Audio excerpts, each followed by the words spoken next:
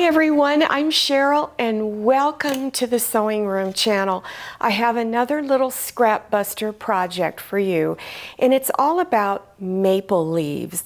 Recently I went into Dollar Tree and I found this cute little wooden plaque. This is the back of it, and then here is the front of it. When I saw this, I thought of template for making maple leaves. So let me show you what I did. I took some paper and folded it in half because I want to trace around this and I want to make it smaller. So here's how I did it.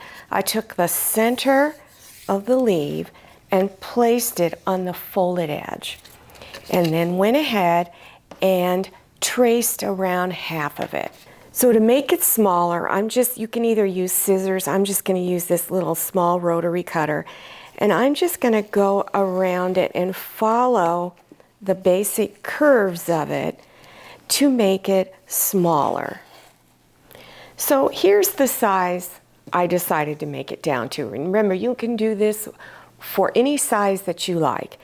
And then I took this and traced it onto cardstock, because I'm going to be tracing around onto fabric, and it's much easier to trace around the cardstock than it is paper. I'm using plain fabric for this because it's just going to go on the back, but you can put whatever color you want on it. If your fabric has a print, then I would do it on the back side or not so pretty side of the fabric, and then go ahead and trace all around it. The amount of fabric you're going to need really depends on the size of the maple leaf that you are making. So I made sure that I cut my fabric pieces to where this is going to be in the center, and then you need enough to go out past the edges of your leaf template. So then you want to go ahead and press this, and then you can press your seam open if you like. Have the front side of your fabric facing up, and you're going to take the very center of the maple leaf and you're going to place it on that center seam, and then you can pin it down, and then you're going to stitch right on your drawn lines all the way around. While you're stitching, make sure you leave a small opening. I'm leaving it at the bottom of the leaf. That's maybe 1.5 inches wide, and then you're going to trim all of your edges, and then with your scissors you're going to trim right into these little indentations there, so that when you go to turn it front side out, it's really easy to do. If you have pinking shears, you can use that to trim your edges. Then you want to, after turning it front side out, you want to make sure you poke out all of your corners and press this flat. Make sure you turn your edges at the bottom inside, and then you're going to stitch all the way around the leaf, about 1/8 inch all the way around. Now, one thing that you can do that maybe some of you will want to do is put heavy iron-on interfacing on the inside. You can even use a medium weight. On this, because of what I'm going to be using it for, and I'll show you in a moment, I wanted to do a decorative stitching. Well, my thread doesn't really show, but my machine acted up and I didn't get it to stitch correctly. So I went to another sewing machine, and this was the stitch I was trying to do. So on a leaf, if you wanted to, you can put a decorative row of stitching in there. So what I wanted to use these maple leaves for is a drink coaster. I'm using a round placemat that I made a few years ago, and I do have a tutorial on how to make a round placemat. But I'm going to show you what I did with the leaves on top.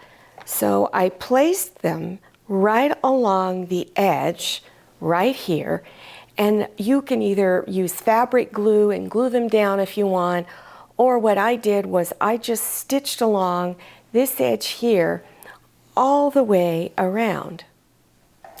So by putting a pretty vase in there with fall flowers in it, it makes a really nice centerpiece. So I call this kind of a semi-homemade project. You might already have round placemats you could do this to, or you can buy plain placemats at places like Walmart. Another thing you can do with these maple leaves is you could buy a plain table runner, Walmart will have them, and you can either use fabric glue or stitch them down. And again, you can just put any kind of vase. I love these little tins right here. You can find them at Walmart. And this makes a nice little centerpiece. And this is a little pumpkin pillow that you can also add to your centerpiece. Now I'm going to demonstrate just how easy it is to make this little fall garland. This little tool here I have in my hand is called an awl. I had to rob my husband's tool chest to get it, but you want to go up at the top, not right on the seam because it'll be hard going through that seam, but near it, and poke a hole in it. On the next step, I'm going to be using a large eye needle and some jute twine. And if you're having a hard time getting it through your hole, you can just go and do a tiny little clip, and that'll help open that hole up just a little more. I'm using this large needle with a very large eye in it, and I believe they're made by Singer, and it's in a package of 4 or 5 different needles for different tasks to do. And I got it in Walmart in the Notions section, so I'm sure you can find them at Joann's also.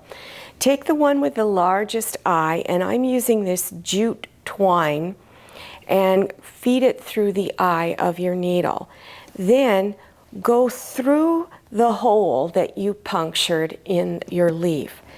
If you want, you can add these wooden craft beads, which I also got at Walmart. Then you can take this and go around this piece here, the one that's in the back, go underneath and pull it through, and then you have tied a little knot. Now, when you're done, either at both ends, you can just tie a knot in it, or if you want, you can make a loop so that you can hang it from both ends. And what can you do with this? You can hang it across your dining room area, on a piece of furniture, let it dangle, even place it on your dining table. If you don't feel you're up to drawing all of these leaves, then you can look for fabric that has large print on it, and it may have large leaves like this on it. So you can cut it out, put some fabric of your choice on the back, stitch around it, leave a little opening just like you did on the other one, turn it front side out, give a good pressing to it, and then close up your edges, stitch real close to the edge all the way around. Again, you can puncture a hole in there and feed your jute twine through there. Then take these wooden beads again, it's got a large opening, so both strands were able to go through. Feed it in and push it down. You can wrap the twine around a vase like this, or even a lamp if you want to. And I wrapped it around several times, tied it in a bow, and then at the ends of the jute twine, I put these little beads and then tied a knot to keep them on. Well, here is everything that I made, and there's, I'm sure, so many more things that you can do with these little leaves. Remember, if you want them to be really stiff, you can add interfacing. Use the iron-on interfacing. You'll get great results to them. Now, all of the things that you see behind me, I will have links listed below your YouTube screen if you're interested in looking at those tutorials. Scroll down to the description section, click on Show More or the down arrow, scroll a little bit more and you'll begin to see the links appearing. Well, I hope you learned something new and that you liked it. Make sure you follow me on Instagram and don't forget to check out my Facebook page. Thank you so much for watching, and happy sewing!